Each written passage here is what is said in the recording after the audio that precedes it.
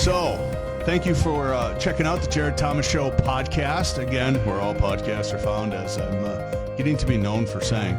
You can find it absolutely anywhere. Today, a very special guest, J.P. Lamoureux. Now, real quick, how JP and I came to be, I started working, as most of you know, working out at Sanford Sports Performance. And it's a pretty close-knit little group. And one day, here comes a guy. So picture this. There's a bunch of, I would say, average would be 35 to 55-year-old people in there, all various shapes and sizes. And here comes JP, comes walking in. He puts your shoes on, just goes about his business. And when I first noticed you were a bit different is when you started stretching. Yeah. Because he takes the heel and it comes up near the tuchus, and it's effortless. And I remember looking at you going, my God, how the hell are you ever able to do that? And then takes the stretches that were given and modifies them, and now you're, and so finally Anthony, who of course runs the morning group and runs Sanford Sports Performance, starts calling you Phil, and I was like, Phil, that's Phil, dang it, Phil, right? And so then Anthony, kind of in a quiet moment over the side, says, oh, that's Phil Lamoureux. And I said, you mean J.P. Lamoureux? And he goes, well, I suppose around here you guys know him as JP because he played goalie at the University of North Dakota. At the time, fighting Sioux. And so I was like, oh, okay, now it starts to make sense. Then you had a pair of shorts on that had your number on it, and I was like, okay, I'm starting to piece it together. And then we'll talk about this as we go along here. He's got a book called Focused. We're going to get to that, but just not right this second.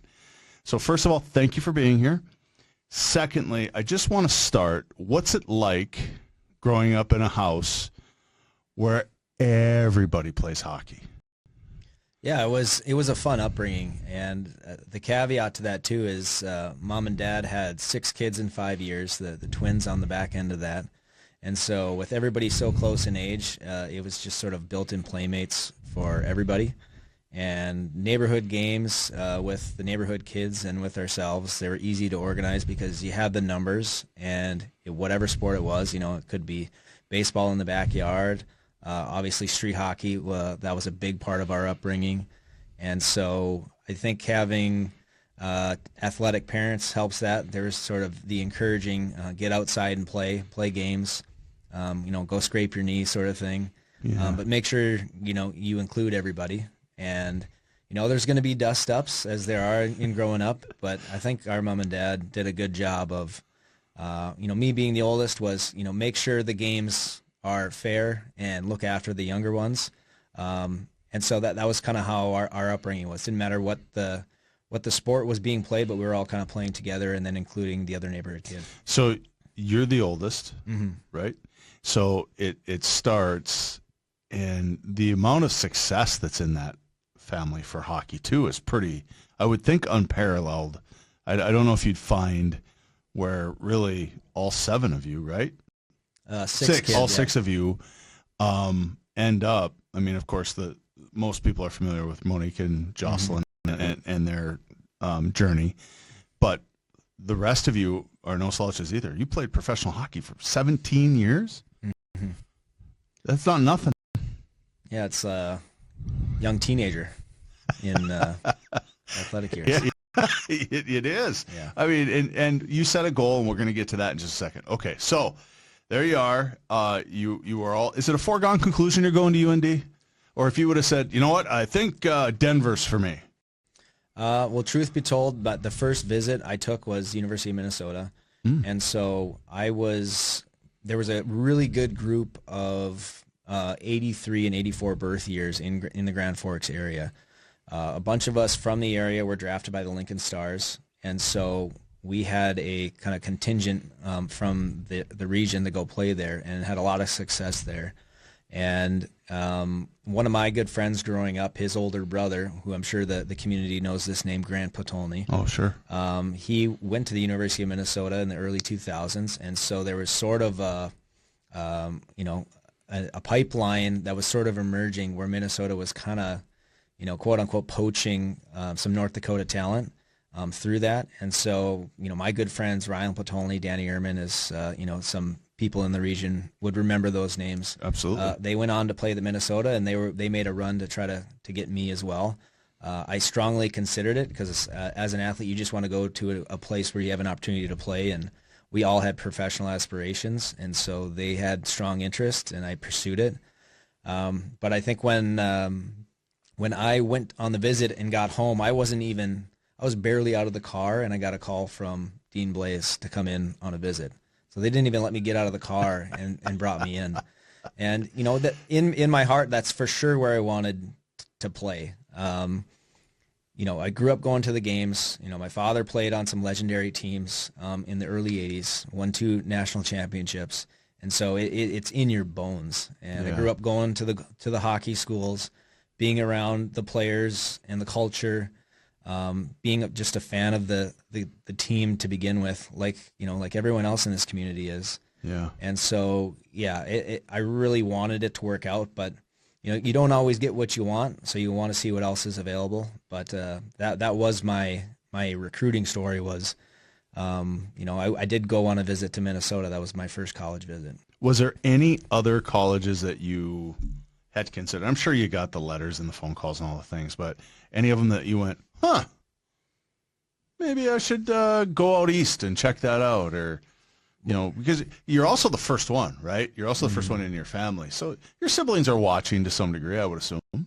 Yeah, I mean, we were always supportive of each other. That was a big thing that Mom and Dad instituted in us was go watch your siblings play, support your siblings, cheer them on. Mom always had a saying of cheer for the one behind, so usually it's the older siblings kind of trying to help rear the younger ones, and that was something that I think we all kind of carried with each other when we were all playing sort of at the same time. We had a family group text message, and you would always have updates on the games and how everyone's playing and offering words of encouragement. So it was a lot of fun to sort of share that process that each of us were going through, similar things throughout the course of the seasons, and then being able to kind of share our experiences together.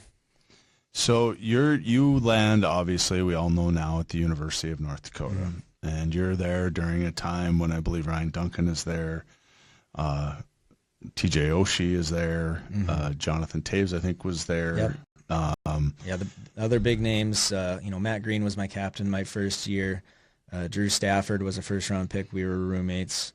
Matt Jones was another guy played on the back end that played in the National Hockey League. Another guy that was in our class who I think had he stayed 4 years, I mean, he would have been a Hobie Baker contending for it, was Radoslav Spirko, a Slovak. Yeah. He was an exciting, electric player for us. Still playing, yeah? Yeah, he is. So we had kept in contact. He's playing in the second league in Slovakia, but I think he's one of the oldest former Sioux that are still going. That's crazy. Yeah. That's okay. So I think the first couple of years would be what most people would expect. Maybe it wasn't what you expected, but you played some. And I think you start to get into that third year, and it's go time, right? So the way I understand the story and reading it, I mean, I lived it too, but I didn't live it like you lived it. You essentially get your shot, right? So you get out there and you have an unbelievable, what I think is a pretty unbelievable 25-game stretch. There seems like there was a switch that was flipped a little bit that year. What happened during that time frame that sort of, how do you get locked in like that, where you're just in that flow or that groove, or it's almost like you're watching yourself play, I would imagine? Yeah, I mean, so I think the season you're referring to is 2006, 2007. Yes. Yep. As Sioux fans may remember, may not remember, but it was a really up and down year for the team. We had a loaded roster of NHL talent and tremendous college players, and we were just below 500 at Christmas time. And we sort of finished the first half of that season getting swept by Michigan Tech at home, which was sort of unprecedented. Ouch. And I remember, we had a huge team meeting after the game, like trying to collect ourselves. What direction are we going to go? Here's the hole that we've dug for ourselves, and what are we going to do? We got the guys in the room to figure it out. And, if you talk to a lot of those former players, everybody kind of references this team meeting at this kind of all-time low for our team.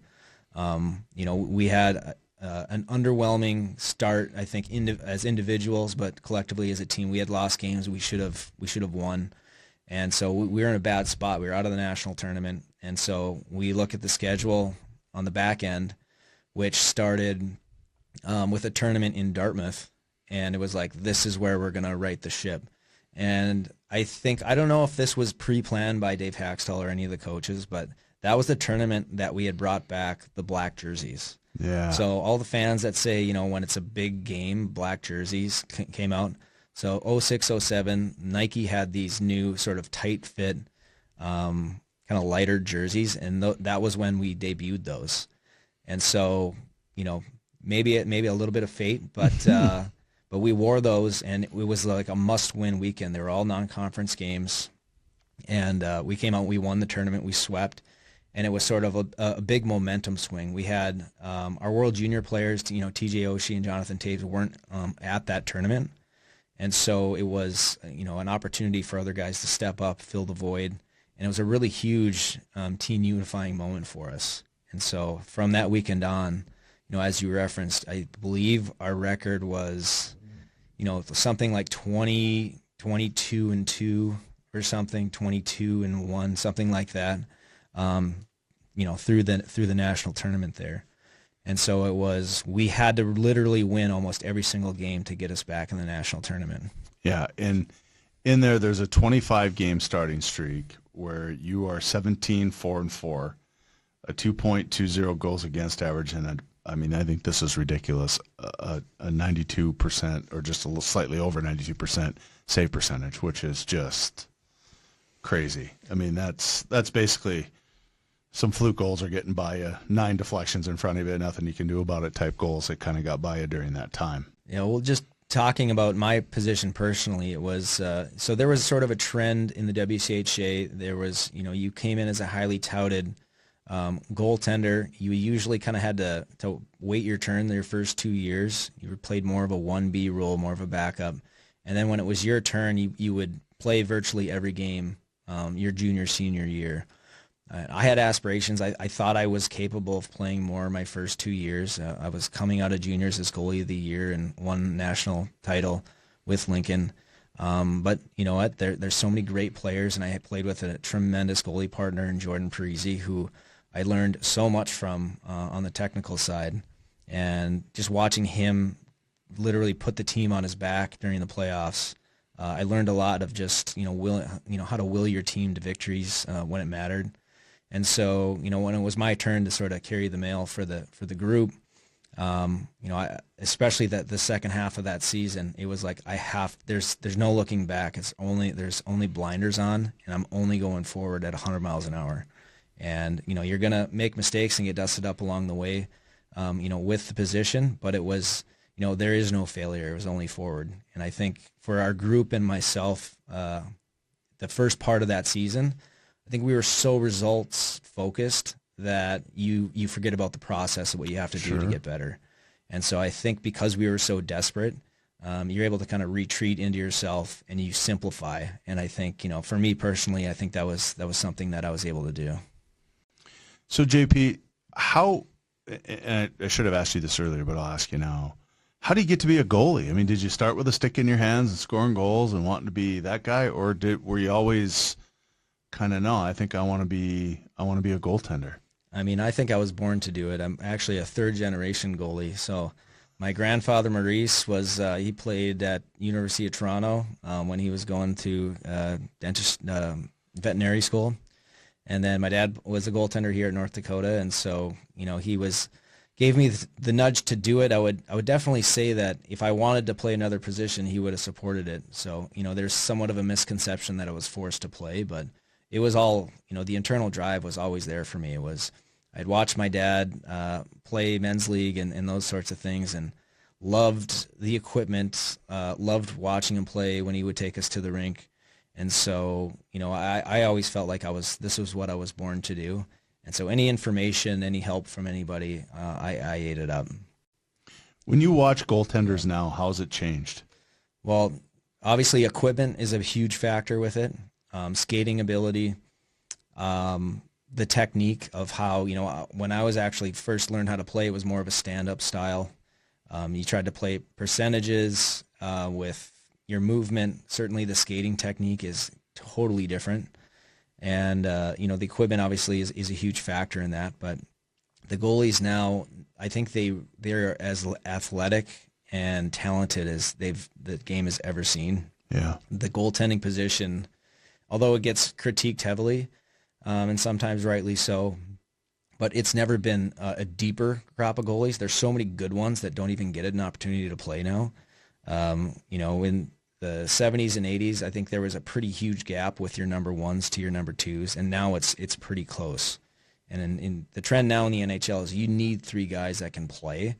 And so in a perfect world, you can give your starter 55, your backup, 20 to 25, and your third guy is, he's going to play anywhere from 5 to 8, maybe 10 games. So you need all three guys that can play, and they're all important minutes. When you watch, and the NHL playoffs just ended, so you're watching the Stuart Skinners and the Bobrovskis and these guys that are quite obviously elite. And you then also realize, though, how skilled the players are in front of them. The NHL, man, is a fast, highly skilled game. It is fun as hell to watch. Yeah, it's so one of the things I did, and I hadn't mentioned it, but I worked for an analytics company for the NHL last year. Oh. And so what my job is to track and label shot types. And so from that data, we're able to assign expected goals for and against for a game sheet. And, extrapolating from that expected goals data, you get expected goals for players and expected assists for players. And then on the goaltending side, you see, what the expected goals are for the goalies and what their save value is for the team. So you're smarter than me. We'll just start there. Yeah. And so, just, when you're, born to be a goalie, it's just, you become obsessed with the game and you want to learn as much as you can. And I learned a lot working with this company over the last year. And, the hockey IQ, the creativity that players, when you watch these games, there is a method to the madness sometimes. There's been a 60% increase in east to west attempts over the last 3 NHL seasons.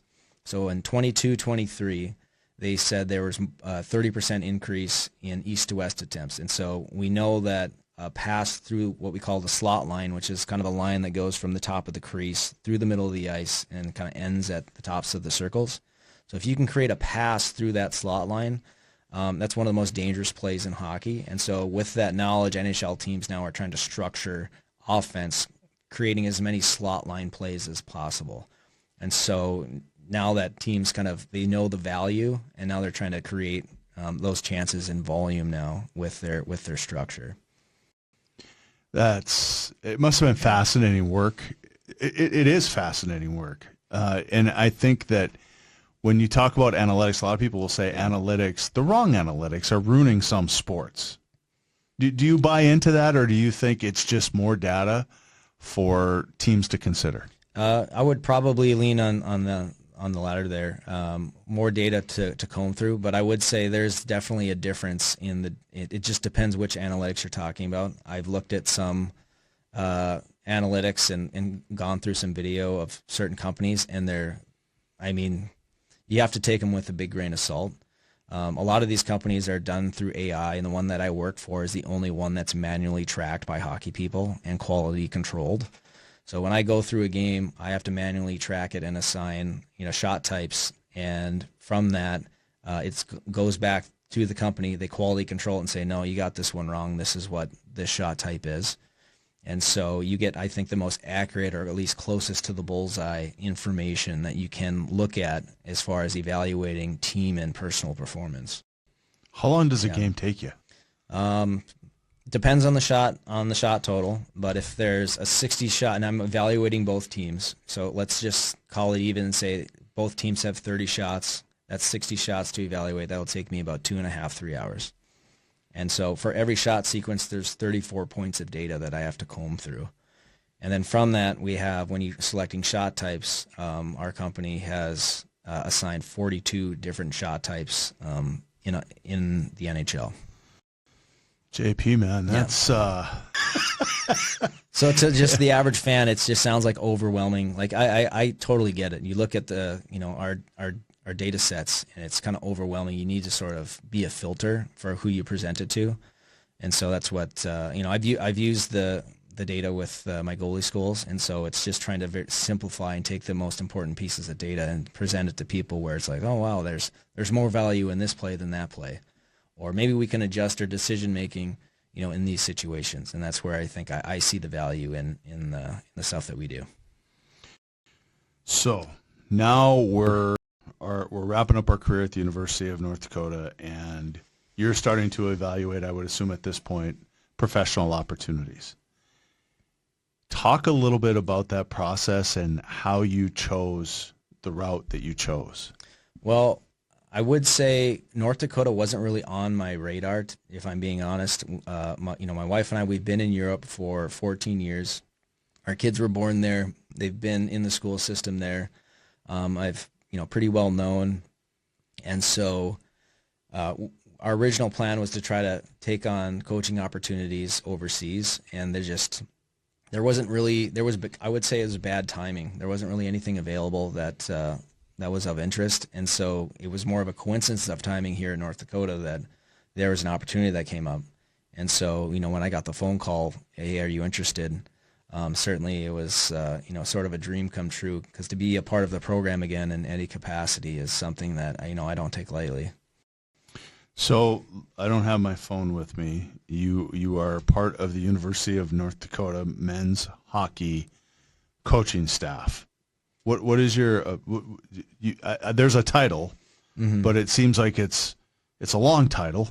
So what are you going to be doing exactly? Well, some of it is, I don't really know what I can speak on as far as like the NCAA legalese, but my official title is Director of Hockey Operations and Office Operations.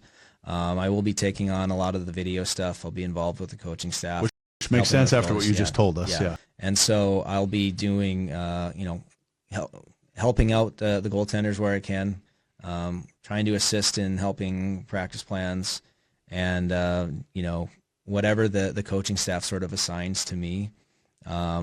Obviously within the rules, that's what I'm going to try to contribute to the team. When you take a look at this opportunity and you compare it against, I know you mentioned that there maybe wasn't a favorite opportunity or something you necessarily wanted to do overseas or over in Europe.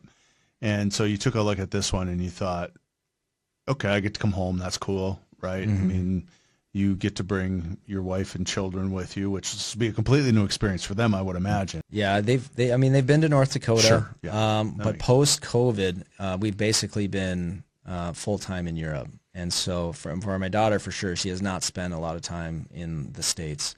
My son, on the other hand, maybe 3.5, he's 11 now, but maybe 3.5 years total that he's spent in the States. But it's going to be, I would say, for them, somewhat of a culture shock. For my wife, Kelly, and I, there'll be a comfort level returning home, but it'll be exciting, I think, for my kids to be around family for the first time since they've been born. And I'm really excited to share the program with them, how special it is to me, how special it is to my wife, the community of how we rally around the university, the game day experience. It's one of a kind. So I've played in a lot of places, played in a lot of countries, and North Dakota is truly unique in how fun the game experience is. So those are all the things that I'm kind of looking forward to with sharing with them. Yeah. When you think about goaltenders and you think about the University of North Dakota, just an observation perhaps from afar, my wife and I are the kind of fan you're talking about. We go as much as we possibly can. Goaltending may have been a bit of a frustration over the past, I might even dare say narrowing in on a decade. And all of that is different these days too, with transfer portals and all this other stuff that goes on. So when you take a look at goaltenders, the kind of goaltender that you like to work with, do you have a couple of them at the university right now, or is there a particular type that you care to work with over another? I mean, every athlete is going to carry a different maybe physical skill set, and so it's maybe trying to identify what that athlete does well. Communication and getting to know the individuals, I think, is important. I'm really excited to work with our group that we got. We have Gibson Homer, who is a transfer from ASU. He has tremendous potential, I think, to be an elite college goaltender. He's going to be the biggest goalie that UND has ever brought in. And so that's something that's unique. I think historically UND has had goalies more on the smaller side, but and that's me included. I saw at one point you were like 5'8", 152.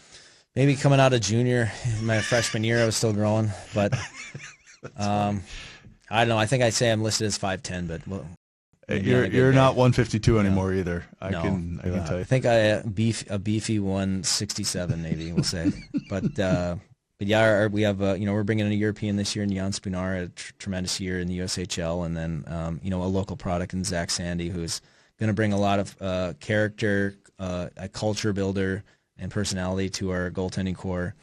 So I'm excited to kind of work with the guys that we're bringing in and to assist also just with the other players and try to add to bring my experience as a player playing for the program and add to the culture and sort of try to kind of help rear the program and sort of in a new direction because we are sort of in a realignment now in college sports, and there is no model of kind of what's to come because this is sort of unprecedented with the player pool that's available, the opportunities to come and go for the athletes, and obviously all the money that's going to be, that's still sorting itself out, and nobody really knows, what the rules are with how that's going to work out.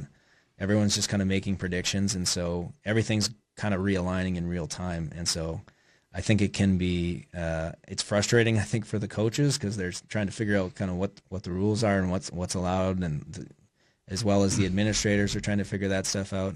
But it is exciting because it's fast changes and it's new territory for everybody. The part of it that is, I think, hard for the fan is, okay, athletes you should get a piece, you should get paid, whatever. The better athletes, it makes sense, right? Quarterbacks in college football and certainly in the D1 FBS era are getting millions of dollars at times, right? Okay, so all of that I can get on board with. Here's the part where it falls apart for me is how is it that I can take $125,000 for the season from you, but I don't have to sign anything that says I'm going to be here for 2 years?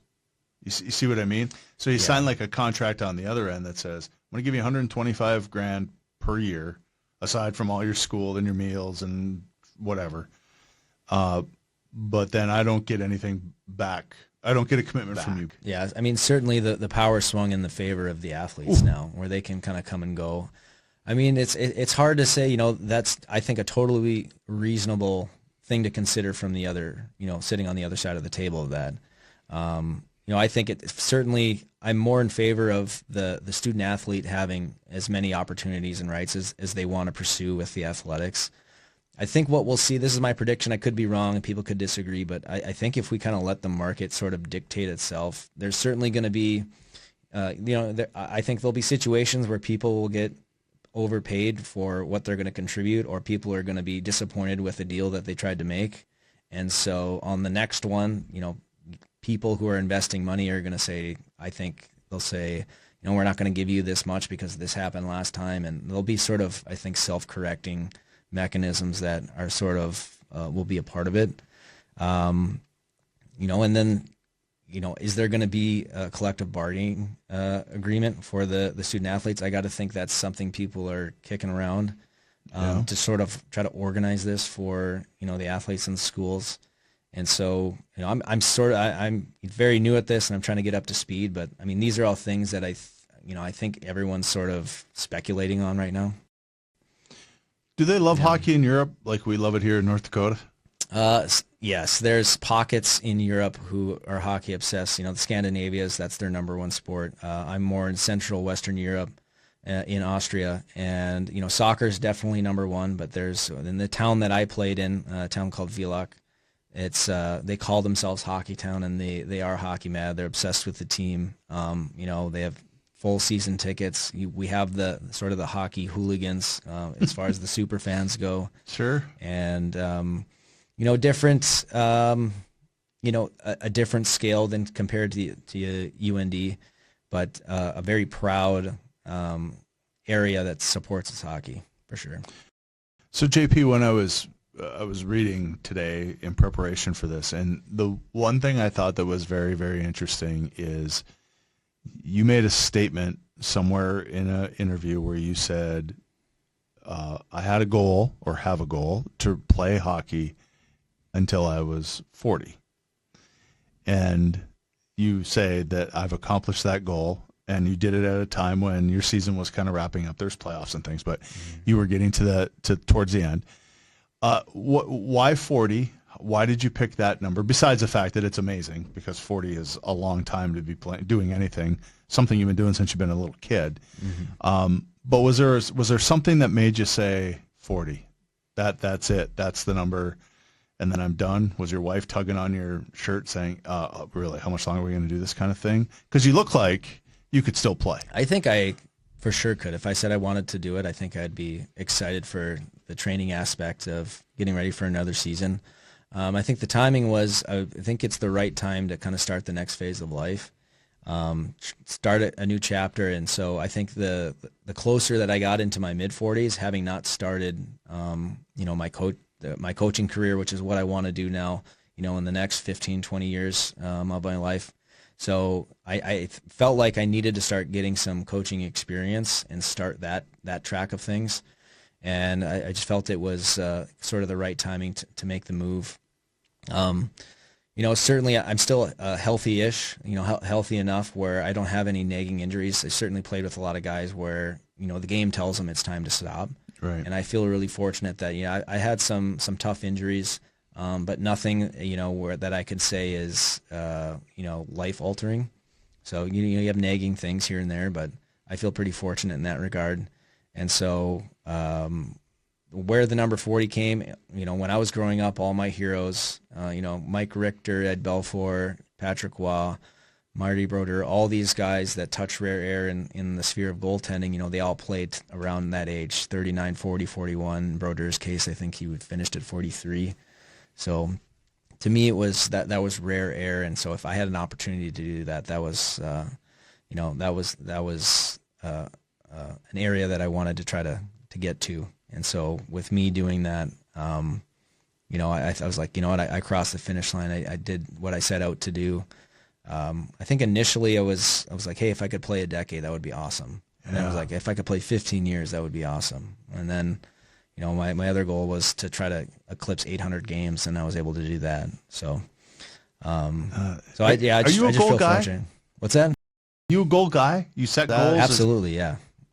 And so I talk about that in the book I wrote, where discuss stretch goals versus smart goals. And so any of the goalies that have been to camp, we talk about this every summer. Set your stretch goals, you write them down on paper. Those are the goals that sort of take time. They take patience, they take grit, because they're not things that happen right away. And so what I advise our kids to do is write a 1 year, a 4 year, and a 10-year stretch goal timeline. And then you kind of, it's sort of like a contract that you make for yourself. And certainly there's going to be detours along the way, and there's no straight line to where you want to go, but you kind of see where you are after that timeline, and then you make adjustments. As far as your smart goals, that's your plan, that's your checklist for your day-to-day stuff. What can you accomplish today? And it can be things as simple as waking up when you set your alarm to wake up, and it's eating a breakfast at a certain time, and then it's having something structured for you when you get to the rink. This is my routine when I get to the rink, and this is how I think when I'm on the ice for practice. These are the drills that I'm going to execute today. It could be a number of other things that helps an athlete stay motivated, but I think that's a good structure, and that's something that I abided to for not just my pro career, but when I was in high school and playing juniors in college. That was sort of a routine and structure that I'd always set for myself. So, by the way, you're welcome to join us at Sanford Power Sports to work out, but I get to, even when you show up in the morning to work out, you're not like mean or off-putting or anything. You're always great, but you're focused. I mean, you're going to take this hour and you're going to get as much out of it as you possibly can. Yeah. Is that true, or am I reading into that? I enjoy the work, and then certainly Anthony, my brother-in-law, he's a tremendous coach, and I've learned so much from him on the off ice and the maintenance. And I think without his, his knowledge and his training for me, I think we started training together, in my early 30s, and he certainly added years onto my career just with the things that he had taught me. And I think it's just in the athlete's DNA. When you show up to work out, it's like you're gonna do the sets, you're going to hit the reps, and you're going to try to do them as best you can. So that's just a way that I've always, when I show up to the gym, you're just there to do the work. And, you enjoy the banter as well. It's always fun to joke around with the folks. So when you, do you think you'll stretch like that the rest of your life? I mean, I'm telling you guys, watching him stretch is, it's one of the reasons I get up in the morning. It is, because I was told as a young athlete, hey, you know what, you should really, those hamstrings, they're pretty tight. You should probably stretch those out. And of course, knucklehead, I ignored it. And now here I am, 51, and I move around a little bit like an old man until the juices get going and so on. I don't envision that's going to be your struggle. No, as a goalie, we have to become obsessed with flexibility. It's one of the traits that, elite goalies have is, what we call contortability. The ability to kind of repackage your body in certain ways for certain saves. And one of my mentors says, you can't control how tall you can be, but you can control how wide you can play. And so to me, as a smaller goalie, flexibility was an equalizer. And so if I could have more end range than other guys, then, my size, my height wasn't an issue. And so, ever since I was in bantams, which is, ages 13, 14, I always had I was always pretty disciplined with making sure I'm stretching before games and practice. And it's just something that's always stuck with me. My mom would take me to yoga classes, and I would learn new stretches in yoga classes, and just sort of built a routine that I was able to stick with. And certainly anybody who's ever played with me, we're like, yeah, he's obsessed with the stretching aspect. So I feel good after I do it. And so I just like how my body feels, just being mobile. And so, yeah, even in retirement, it'll still be probably not as crazy as far as executing the full splits, but, the mobility stuff I'll continue to do. So the Buffalo Sabres come calling. Take us through what that process was like. Well, it was exciting for me. My first contract was with the St. Louis Blues, but I played the whole year in the East Coast League. Had a tremendous year. It was one of my favorite years of hockey. Played for the Alaska Aces, based out of Anchorage.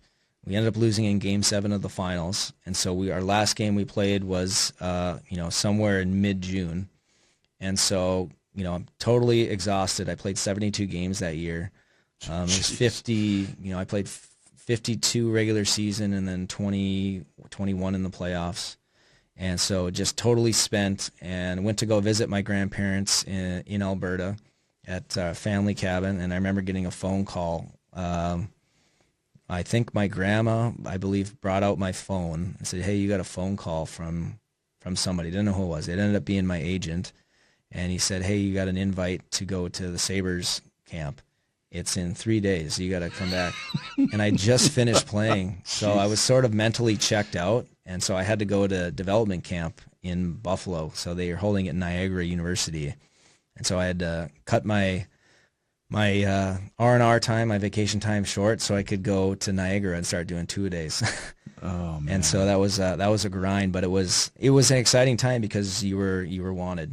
And so the opportunity to go to an NHL organization and show them what you got. And one of the really neat things for me was James Patrick, who is my dad's teammate at North Dakota, was an assistant coach for the Sabres. And so he was running our group that I was with. And so that's sort of a neat full circle moment, I think, for both of us. Did he make the connection, or did you help him make sure? Yeah. Jeep knew, he knew who I was. He knew my dad, knew my mom. And he was an absolutely, he's a fascinating hockey man. He's did it all as a player. He's, equalized that as a coach, in the NHL for a long time, and now coaching junior hockey. But he was that was exciting. I think any veteran player that I got an opportunity to meet, I was always thrilled, just to pick their brain. How did they see the game? What their playing upbringing experience was.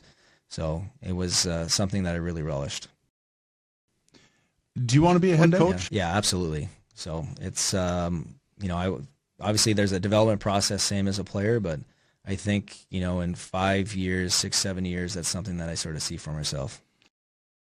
I bet you somewhere, and I'm not asking you to reveal, I bet you somewhere there's a stretch goal written out as to what that time frame looks like. Yeah, well, I mean, we'll see. It's, I haven't actually sat down and written out, say, my coaching stretch goals yet, but that's sort of something that's been in my head, post-retirement. I'm sort of still in the mindset of, like, I just finished playing.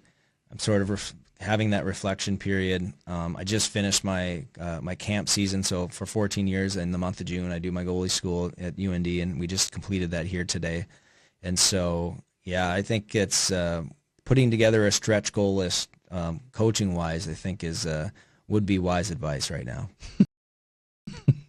Let's talk about this book, and it's called Focused. It's 10 Systems of Thought for Hockey Goaltenders. So I asked you this question at the gym, but I'll ask you again. So how did this come to be? What made you go down the path of, I think it's time to write a book? Part of it was I had originally written a blog series, and it was called Systems of Thought. And so I was always been an avid reader, and so I spend literally hours on the bus throughout the season, and I just couldn't get lost in shows and watching TV or gaming or any of that stuff. I just felt like I had to do something more productive on the bus, and so I really enjoyed reading and philosophy, psychology, any sports-related book. That was stuff that really interests me. And so I always had a drive I wanted to master the mindset, and it was something that I think early in my career I thought I could improve upon. There's certainly some failures with, I think, how I responded in certain situations going through adversity that I wish I handled better. And so just the desire to feel like, I really want to master this, get better at it. That was my primary motivation for trying to learn just for myself as a player. And then on the coaching side, it's been, as I mentioned, running the goalie school, offering myself to the goalies and the parents and say, hey, if you need anything during the year, reach out to me and call. And so it's sort of an inspiration from frequently asked questions for over the last 14 years of talking to goalies and the things they're going through, what they're experiencing, the struggles with the position, maybe technical, maybe it's with a team dynamic, maybe it's a lot of it is self-doubt. That's a big thing that not only goalies but I think people in general, we tend to want to doubt ourselves in certain situations. How do you overcome that? And so I was able to start with the blog series, which is available on my website. And so they're short reads. They're about 1,200 words a piece, and we started with that. And then so I wanted to do something more long form and expand upon some of those ideas. And that's the culmination of the book. And it took me 3 years to sort of write it and put it together. And I spent basically the last year sort of editing it and getting it ready for print. But it was a tough process because it's sort of Well, you self-published. Yeah. That's I shouldn't say self. My wife Kelly has helped me with the self-publishing stuff. She wrote a children's book series some years ago, so she has some experience with it. So it was more of a team effort to get it to print. Yeah, that's. Yeah. Well, it's good to have that resource. Right there. Yeah. So you write the book, it gets done, you're in the editing process, and you're getting ready to show it to the world. So here's the part that I think trips up a lot of people because, there's a big part of you in there. Did you worry about people reading it and kind of going, meh? Or did that cross your mind at all? Or did you do it, and if people feel that way, whatever. But if you can help a couple, 3 goaltenders along the way, then mission accomplished. Certainly. The initial writing process, like if anybody who's ever done writing or you're putting your thoughts on the page, you read through it, and I think everybody thinks, I don't know, can I swear on this? Yeah. Yeah. I'm like, oh, this is dog shit. Like, no one's going to read this. Right. And so my first few drafts or, maybe the direction I was taking some of the chapters, I was just like, this isn't any good. The kids aren't going to read it. It was, I wrote it specifically for, a 13 to 19-year-old age bracket. Certainly it's anybody can see value in it, outside of that range, I think, if they have an open mind. But that was sort of the audience that I was sort of targeting, because it's, I'm writing to the goalies that I work with and see every summer. And so you want to put something that's heartfelt, meaningful, and actionable. And so that was sort of the motivation to kind of push through. But I think ultimately I came back to, it's really, the values and principles as a player of dealing with, expectations, scrutiny, and consequences from your performance. And in this case, your writing performance. Like, I'm just going to write the best book that I can. It's not going to be perfect. I believe in the principles, and I'll just kind of let the principles sort of stand on their own. And kind of like you said, some people they're not going to be into it, and that's totally fine. But, there's going to be kids that are going to buy into it the way that, if I were to pick something like that up, I would be open-minded and want to buy into it, 100%. And if there's something of value in there for somebody, that's the reward in it. By the way, there'll be a link in the show notes, so find it on Amazon. For the first, initially we want people to go to the website at jplgoaltending.com, and there'll be you'll be able to get signed copies. Awesome. From that. So just go to the website and it'll pop up, and then you can order through the website. Yeah, order as many copies as you like. Yeah. What do you tell young goaltenders that are maybe at that point where they're trying to decide whether they want to be a goalie or not? Well, so when I run my youth camp, you're getting the kids that are just starting out in mites, or sometimes you get kids that are in the squirt age, so that 8 to 10, 11-year-old age bracket. And I think the first thing is, can they hang in there after they take a stinger? So one that hits them in the shoulder, in the knee, or, that's the part of the goaltending position that isn't the most fun. But if they love getting back in the net after taking a stinger, I'm like, all right, we're on to something here. And then they get through their first season and they're like, you know what, it was challenging, or it was difficult taking some criticism maybe from parents or teammates, but I still love showing up. All right, I'm like, all right, well then we're on to something here. So I think the unfair thing is that, you're going to take maybe more criticism than other athletes at the same age. But I will say the rewarding aspect is you're not going to play a position that will challenge you and get you more ready for life than being a goalie.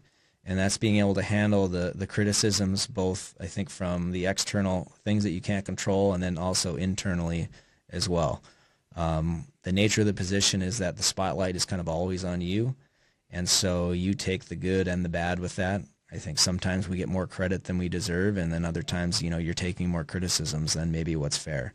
But somewhere in the middle there, you have sort of an opportunity for growth, and that's sort of the messaging that I try to put out to our goalies who like to try it. Do you think you'll miss playing? Like, I'm watching these kids train right now and working with the kids, and for 16 years, my summer routine was book 6:30 ice at the Ralph, get in there, I would get a small group together, I would take them through a small area of practice that were generated for my skill set for goalie drills, and get my hour in, go work out, and then start my camp season. So this is the first summer in 16 years that I'm not doing that training process in the morning. It's all just focused on the coaching side. And so I definitely miss it. I walk into the rink and I'm like, I'm not putting on the gear this morning. So that's something that's new. Can I ask you, do your kids play? None of them are goalies. My son tried it. Our first year in Salzburg, he was a U6 player, and he tried it for half a season, and then he's like, I think I like scoring goals better. So I let him kind of choose. I didn't want to put the pressure on him to do it, because that's what I was. I want him to kind of carve his own path in the game, and I want him to just love hockey and in his own way, and not feel that outside pressure from me. But because I know that if you're going to play the position, like, you have to be all in. You can't be. No one can be forcing you to do it. So it would be sort of, I think, wasted energy, for argument's sake. Even if I said, you have to be goalie, you're going to do this, just listen to me, sort of thing. Right. It's not going to work out in the end, because at some point, the individual, the athlete, they have to do it on their own. And so, I'd rather him be motivated because he likes scoring goals, and that's what he likes to do. I'd rather him do that, and that's where he finds sort of his love for the game. Sounds like you'll fit in just Yeah, fine. I hope so. So are the kids going to go to Central or Red River? We'll see. We haven't found housing yet. That's something that we're trying to settle on. But we'll be somewhere in the region. When we were setting this up, I was asking JP, it's like, okay, so when do you want to do it? He's like, well, I got to go back to Europe. I was like, back to Europe? Well, I got to bring my family. Oh, I suppose, yeah, that makes sense. You got to bring your family over here. So you're still in the process of doing that. Yeah. Are your children excited about coming to the U.S., or are you hoping that flame will burn a little brighter as they get I think so. I think they're certainly going to miss Austria. I mean, there's so many things that we love about the country, which is why our long-term plans initially were to stay there. It's such a beautiful country. Quality of life is incredible. But the unique opportunity to return home is the biggest component is being close to family. Certainly the hockey program, I hope that is something that makes it really rewarding and special to return to the area. I'm hopeful for, my wife and I to kind of reconnect with old friendships around the community. I think that's going to be really rewarding. So there's going to be a lot of new, a whole host of new opportunities kind of returning back to the States that we're looking forward to. When you were kids, did you have to play goalie then? I did both. Majority of the time, though, it's just no one had to force me to go into the net, though. I loved it. Wanted to play in street hockey, but I took pride in that. Yeah, I was pretty decent at playing out too, but goaltending was my best position. Did you do you know all your siblings' weaknesses? So if they well, I know their tendencies. Yeah, so. I can Even go, to this day, I could go through them right now. I mean, and I know Jock is going to he's going to try to overthink it. He's going to try to outskill me into the net. Pierre Paul is just going to go hard and fast to the net. There's no finesse there. Mario's going to somewhere in the middle. He definitely evolved his game, which I'm really proud of him for that in Europe. But he's going to keep it simple. He's going to come down the middle. He's going to pull it to the forehand and shoot low blocker. Monique, she's probably going to try to make some sort of quick shot, glove side, low glove, something like that. And Joss is going to try to stick handle me into the corner. And so when she does that, I'm just going to poke check her and just totally throw her off. So that is so fantastic. Yeah. That's awesome. Focused is the name of the book. That website again is at jplgoaltending.com. Yeah, check it out. Buy the book. Give it to the young people in your life.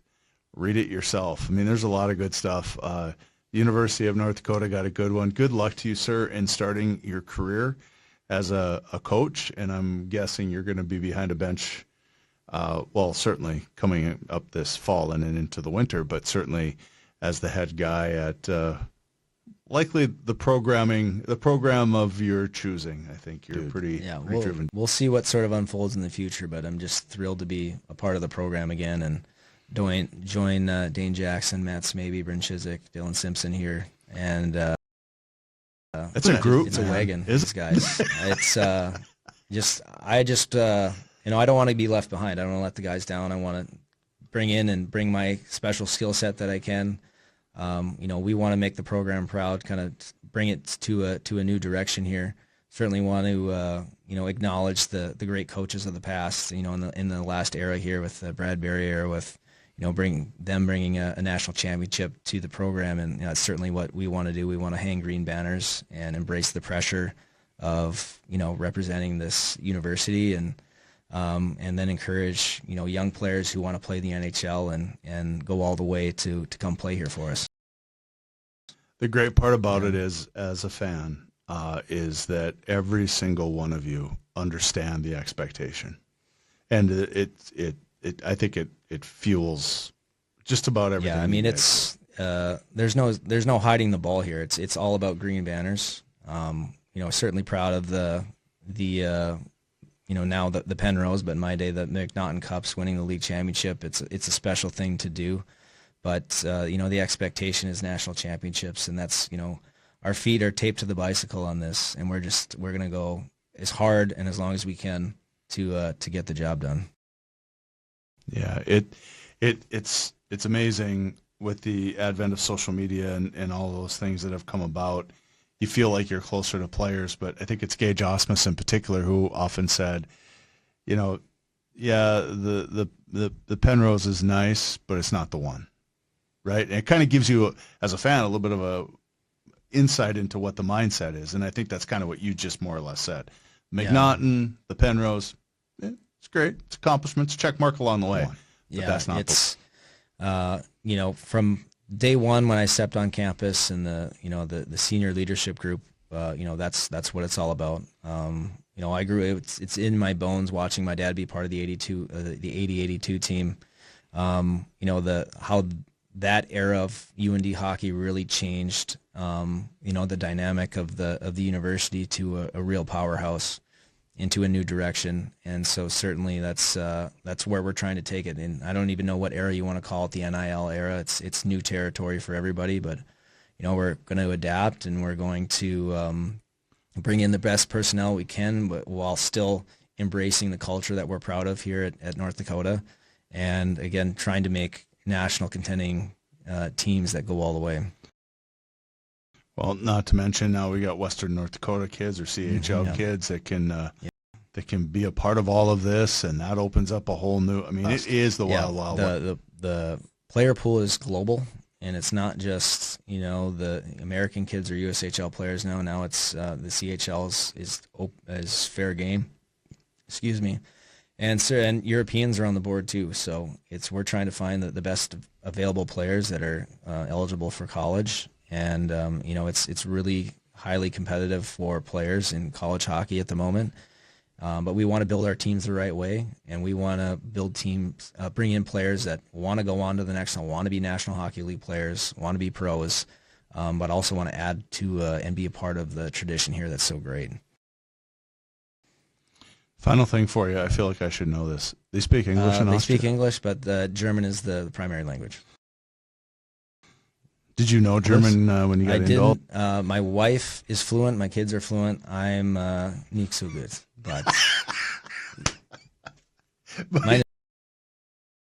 you get along. You figure it out, I suppose. My Deutsch is like dial-up internet, and everyone else is on high speed.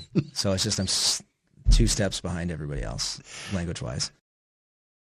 Do you feel like your kids are talking like above you or around you? Like once Dad gets this, around my kids, especially around the German, I feel dumb. Yeah. JP, thank you. I appreciate the time. Of course, we'll be watching. I hope you won't mind if I invite you back down the line so we can talk about different things. We can continue to talk about the book and your career. I just think you're a fascinating dude. Thank you. Thanks for appreciate you bringing me on, and excited to be back in the area. Well, we're gonna have fun, and again, the love for UND hockey is just about on everybody's sleeve, and like you said, I mean, you're starting. I mean, it's a heck of a place to start. And that's why I don't take the opportunity lightly. It's not coming. It's not like a hometown sort of thing. This is a tremendous professional opportunity that I want to take full advantage of, and within my role, try to contribute back to the program that gave me so much. Thank you. Thank you, JP.